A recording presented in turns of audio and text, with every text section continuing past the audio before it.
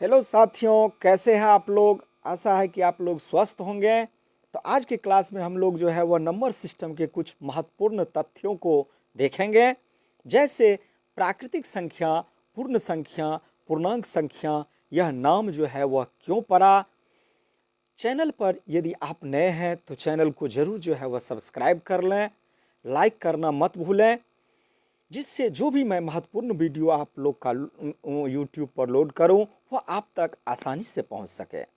जैसा कि आप स्क्रीन पर देख रहे हैं कि प्राकृतिक संख्या, जिसको हम लोग जो है वह अंग्रेजी में नेचुरल नंबर कहते हैं, इससे भली भांति आप लोग परिचित है। यदि आप एक 4-5 साल के बच्चे या बूढ़े या किन्हीं भी लोगों से आप यदि पूछते हैं तो आपको 1 2 3 4 5 6 से अनमुनन शुरुआत कर देते हैं। कोई भी लोग शुरुआत जो उसकी होती है वह 1 2 3 4 से ही शुरू करता है, जबकि 0 से नहीं कर रहा है, 1 2 3 से ही। यानी हर तरफ आप देखिएगा तो किसी भी लोगों से पूछिए तो 1 2 3 1 2 3 4 5 6 7 ऐसे ही गिनती की शुरुआत हो जाती है। तो इसलिए यह इसका नाम जो है वह प्राकृतिक संख्या नाम पड़ा। यानी इसको दूसरे लिखित रूप में ऐसे भी कह सकते हैं कि गिनती की संख्या को प्राकृतिक संख्या कहते हैं। और यह प्राकृतिक संख्या जो है वह 1 2 3 4 5 6 7 8 9 से अनंत तक जो है वह जा सकती है। उसके बाद पूर्ण संख्या, यानी जिसको अंग्रेजी में आप कहते हैं होल नंबर। होल नंबर इसकी आवश्यकता क्यों पड़ी? जब आप 1 से 9 तक लिखते हैं तो 9 के बाद आपको 10 यानी डबल डिजिट का लिखने की आवश्यकता होती है। जब डबल डिजिट आप लिखते हैं तो उस टाइम में आपको एक जीरो की आवश्यकता होती है, तभी आपका नंबर जो है वह पूर्ण रूपेण पूर्ण हो जाता है।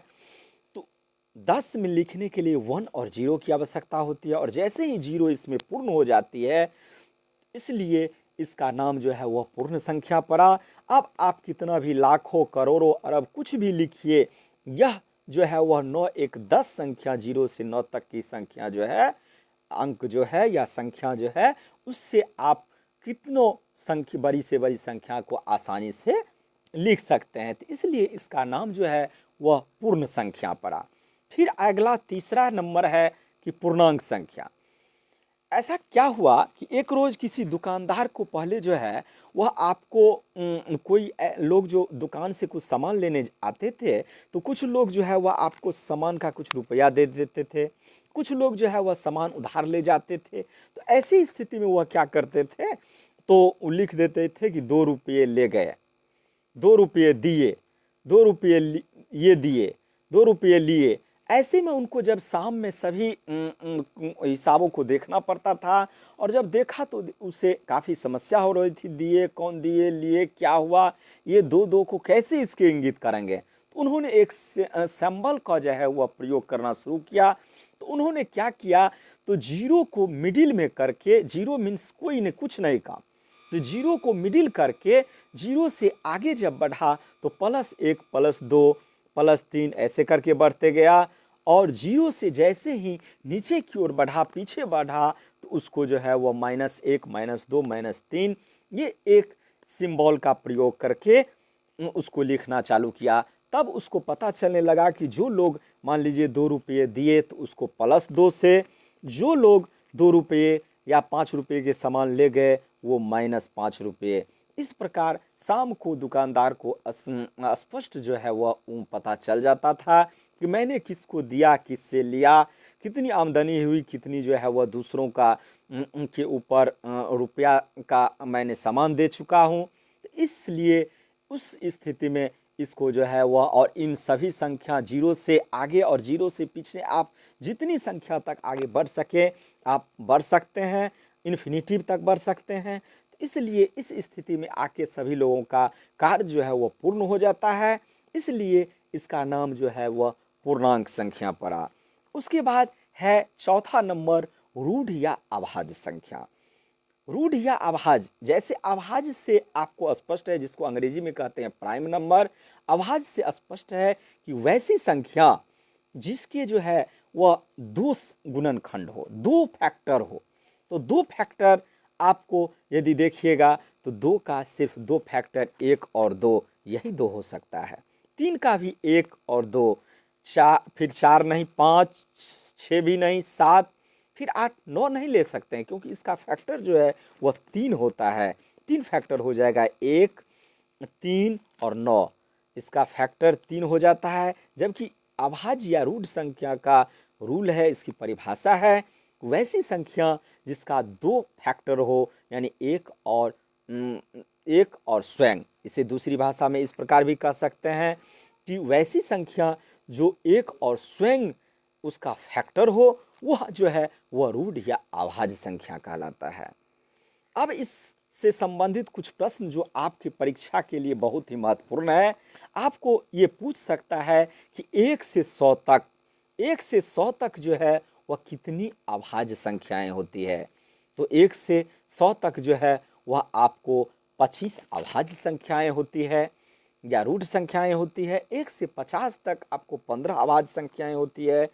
50 से 99 तक 10 जो है वह अभाज्य संख्या होती है। अब एक चीज़ और सबसे ऊपर मैंने आपको पढ़ाया है कि प्राकृतिक संख्या और पूर्ण संख्या। तो सभी पूर्ण संख्या प्राकृतिक संख्या नहीं हो सकता है, क्योंकि इसमें जो है वह पूर्ण संख्या में 0 है, लेकिन प्राकृतिक संख्या में 0 नहीं है।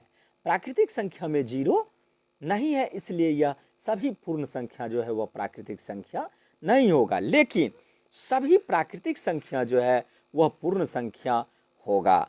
सभी प्राकृतिक संख्या, कारण इसमें शून्य को यदि आप 1 मिनट के लिए उसको ढक लें तो 1 से लेकर लगातार अनंत तक की संख्याएं हैं जो आपको प्राकृतिक संख्या के अंतर्गत आते हैं। आशा है कि आप लोग समझ रहे होंगे। आप चैनल को जो है वह ज़रूर जो है वह सब्सक्राइब कीजिए, लाइक कीजिए, शेयर करना न भूलें। अब हम अगले प्रश्न की ओर, अगले कुछ तथ्यों की ओर बढ़ते हैं। अगला तथ्य है कि अभाज्य यौगिक या भाज्य संख्या किसे कहते हैं। यौगिक या भाज्य संख्या, जिसे हम दूसरे नाम से आपको संयुक्त संख्या भी कहते हैं। तो वैसी संख्या जिसका फैक्टर जो है वह 2 से अधिक हो। अब 2 से अधिक मीन्स 3 भी, 4 भी, 5 भी, कुछ भी हो सकता है, लेकिन 2 नहीं, 2 से ज़्यादा ही होना चाहिए।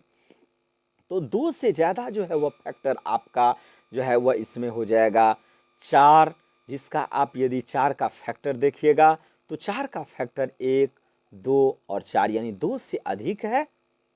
ठीक है। फिर 6 का, ऐसे ही आप सभी का चेक कीजिएगा तो 2 से ज़्यादा ही फैक्टर होगा।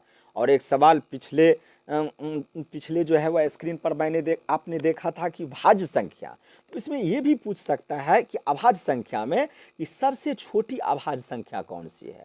तो सबसे छोटी अभाज्य संख्या जो है वह 2 होता है, 0 और 1 नहीं होगा, कारण 1 का 1 गुने 1 यानी 2 फैक्टर पॉसिबल स्वयं संख्या है। 1 और स्वयं के अलावे, तो 1 और स्वयं के अलावे कोई नहीं है।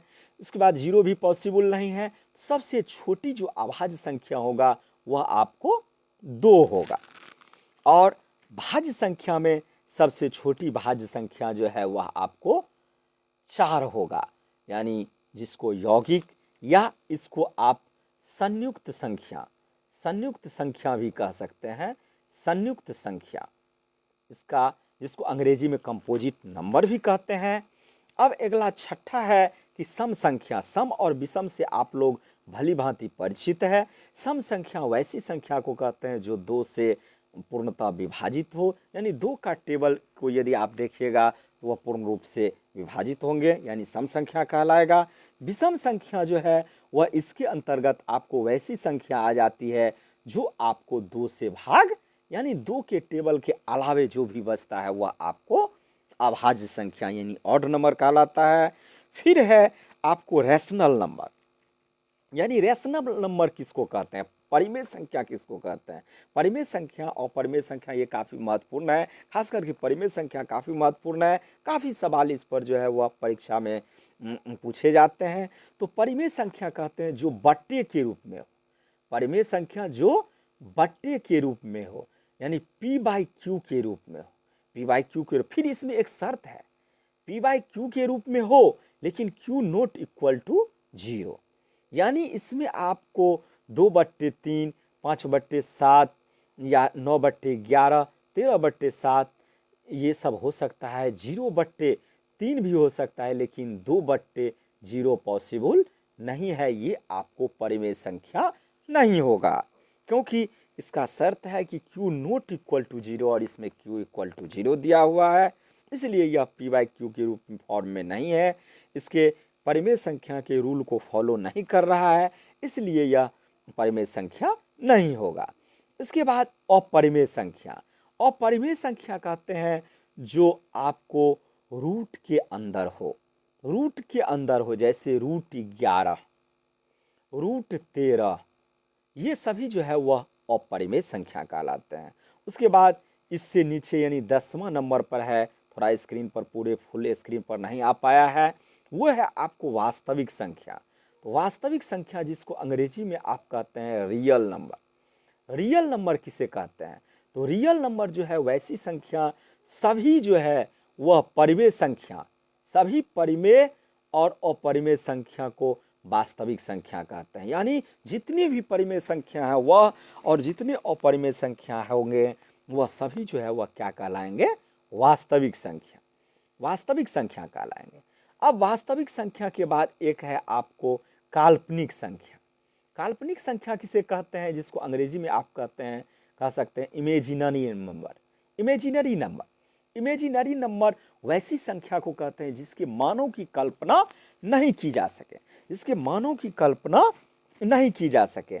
इस जैसे -14, इसका आप वैल्यू पॉसिबल नहीं है, इसलिए इसको जो है वह इमेजिनरी नंबर यानी काल्पनिक संख्या कहा जाता है। यदि आपको ये वीडियो अच्छा लगा हो तो चैनल को आप लोग ज़रूर जो है वह सब्सक्राइब कीजिएगा, लाइक कीजिएगा, शेयर कीजिएगा। धन्यवाद।